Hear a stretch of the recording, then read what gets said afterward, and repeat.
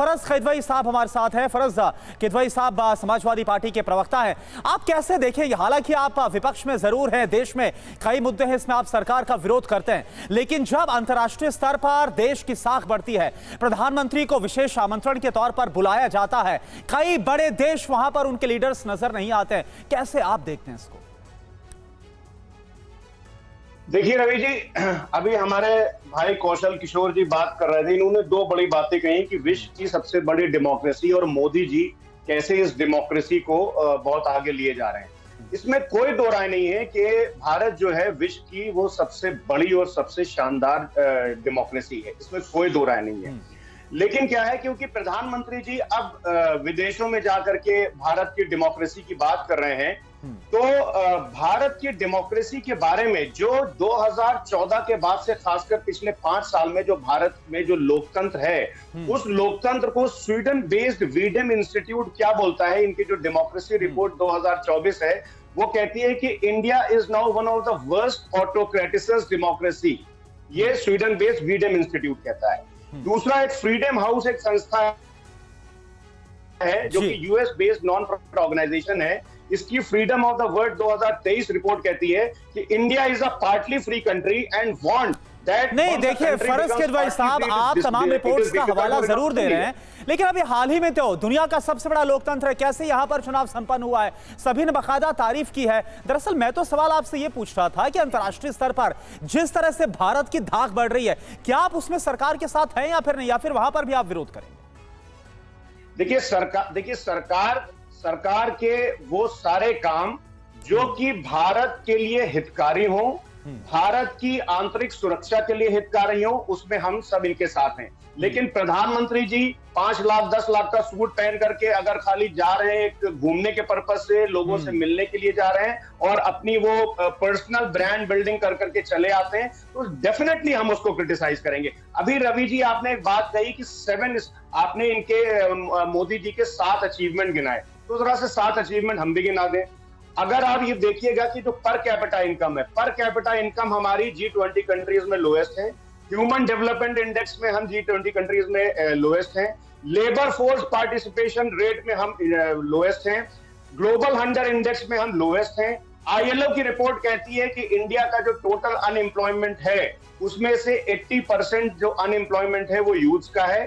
FAO जो organisation है वो कहती है कि दुनिया भर में सुन लीजिए, दुनिया भर में पिछले 3 सालों में खाने पीने की जो चीजें हैं उसका जो इन्फ्लेशन है वो कम हो रहा है, मगर भारत में पिछले 6 महीने में मंथ ऑन मंथ हमारे साथ संगीत रागी साहब भी जुड़ चुके हैं, जो कि RSS विचारक भी हैं, दिल्ली यूनिवर्सिटी के प्रोफेसर हैं। रागी साहब, आप सुन रहे थे, डेटा भी बताया गया, जैसे कि SP के प्रवक्ता ने कहा कि अलग अलग इंडेक्सेस में भारत नीचे है, फिर भी सिर्फ ब्रांड मोदी को बढ़ाने के लिए ये सारे दौरे किए जा रहे हैं, जिसका वहां पर विरोध है। लेकिन अब सवाल यहां पर यह भी उठता है कि जनता ने तीसरी बार अगर मैंडेट दिया एनडीए को, प्रधानमंत्री नरेंद्र मोदी के चेहरे पर एक तरीके से बहुमत दिया, सरकार बनी, प्रधानमंत्री बने, क्या ये अपने आप में एक संदेश नहीं है कि लोकतंत्र में देश के लोगों की आस्था है और उसको देखते हुए लोगों ने ये मत दिया, ये फैसला दिया, और ये ग्लोबली एक तरीके से एक्सेप्टेड है, G7 में भी वो नजर आ रहा है? देखिए, दुनिया हमें क्या कहती है, मुझे लगता है उसके बारे में बहुत चिंता करने की आवश्यकता नहीं है। 3 साल पहले मैं ऑस्ट्रेलिया में था और ऑस्ट्रेलिया में एक ऐसे ही व्यक्ति, वहाँ के प्रोफेसर, एक पर्चा पढ़ रहे थे भारत की डेमोक्रेसी पे। मैंने उनसे पूछा, ये डेटा कहाँ से आपने लाया है? उन्होंने कहा कि भारत के अखबारों में, कुछ अखबारों का नाम उन्होंने बताया। मैंने कहा इसीलिए आप ये कह रहे हैं, यदि ऑस्ट्रेलिया और अमेरिका की डेमोक्रेसी का हम मूल्यांकन वहाँ के अखबारों और बाकी चीज़ों पर करना शुरू कर दें तो वो कहाँ पर होंगे ये बताने की आवश्यकता नहीं। क्या अमेरिका के अंदर जो ट्रांसफर ऑफ पावर हुआ प्रेसिडेंसी को लेकर के, या ट्रंप के खिलाफ जिस प्रकार के चार्जेस लगे हैं, क्या भारत के अंदर इस प्रकार की आपको चीजें देखने को मिली है? नहीं मिली है। जब भारत में चुनाव होता है तो एक साथ पांच फ्रांस अकेले उत्तर प्रदेश में चुनाव कर रहे होते हैं। तो हमको ये नहीं भूलना चाहिए, समाजवादी पार्टी के प्रवक्ता को ग्लोबल तरीके पे उनको ध्यान देनी चाहिए, उनको ध्यान में रखना चाहिए कि ये जो वेस्टर्न पावर्स हैं वो आपके हित में बहुत अच्छी बातें नहीं कहेंगे, आपकी डेमोक्रेसी के बारे में नहीं कहेंगे, इसलिए उनको बहुत आप गंभीरता से लेने की जरूरत नहीं है। वो भारत के अंदर एक अपना एजेंडा चलाते हैं। जैसे जॉर्ज सोरेस जो है, उनकी पूरी टूल किट जो है इस चुनाव में भी एक एजेंडा चला रही थी नरेंद्र मोदी सरकार के खिलाफ। अब आते हैं जी समिट पर बात करने के लिए।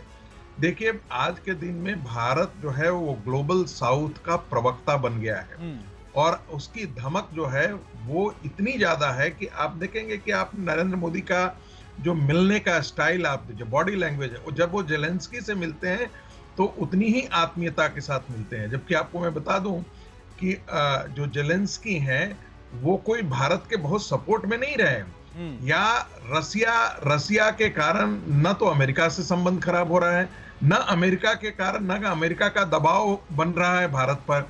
रूस से कच्चे तेल खरीदने की बात थी, अमेरिका ने तमाम दबाव बनाए, भारत ने नहीं माना। जो है वो 4 बहार को लेकर के अमेरिका ने तमाम दबाव डाले, भारत ने उसकी एक नहीं सुनी। वैसे ही हम टेक्नोलॉजी के मामले में पहले रसिया पर डिपेंड के, जितने भी हमारे मिलिट्री हार्डवेयर थे वो सब रसिया से आते थे। 80% हमने उसको कम किया है। ताइवान को मामले पर हमने जो है वो अपनी पुरानी जो लय है वो छोड़ दिया है। साउथ चाइना सी में जो है वो हम बहुत एक एक्टिव पावर होकर के इमर्ज कर रहे हैं। पूरी दुनिया में भारत की विदेश नीति की एक अपनी धमक बनी है। अब आप राजनीतिक मजबूरियों के कारण नरेंद्र मोदी को कोसिए, जो करना है कीजिए, ठीक है, ये आपकी अपनी मजबूरी है। लेकिन सच्चाई तो ये है कि भारत की दमक 14 साल में बहुत बड़ी है पूरी दुनिया में। और जो भी लोग डिफेंस सेक्टर से जो जुड़े हुए हैं, भारत की विदेश नीति से जुड़ रहे हैं, मुझे लगता है कि भारतीय विदेश नीति का ये स्वर्णिम काल चल रहा है। ठीक है।